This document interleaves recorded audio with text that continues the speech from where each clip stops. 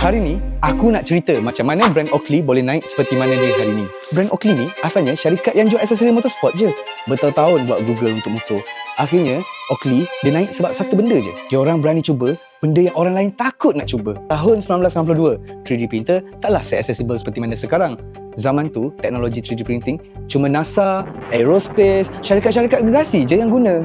Dan Gene Jenner, founder Oakley, ambil risiko untuk beli salah satu mesin 3D printer yang terawal dalam dunia. Siapa lagi yang berani buat macam tu tahun 1992? Tak ramai. Sebab apa? Semua fikir, benda ni mahal, benda ni bahaya, terlalu berisiko, tunggu orang lain buat dulu. Tapi Gene, dia sejenis yang kalau aku nak menang, aku kena buat benda yang orang lain tak berani nak buat. Mindset tu yang membuatkan dia hebat. Dengan 3D printer tu, dia print beratus prototype untuk eyewear yang akhirnya jadi legenda. Oakley Eye Jacket.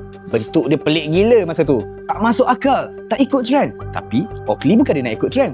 Dia nak cipta trend dia sendiri. Dan di sinilah ramai orang kecundang. Sebab bila satu prototype tak jadi, kau berhenti. Jin, dia ulang sampai benda tu jadi. Ironinya, teknologi yang dulu berjuta-juta harga dia, sekarang budak sekolah pun boleh pandai guna.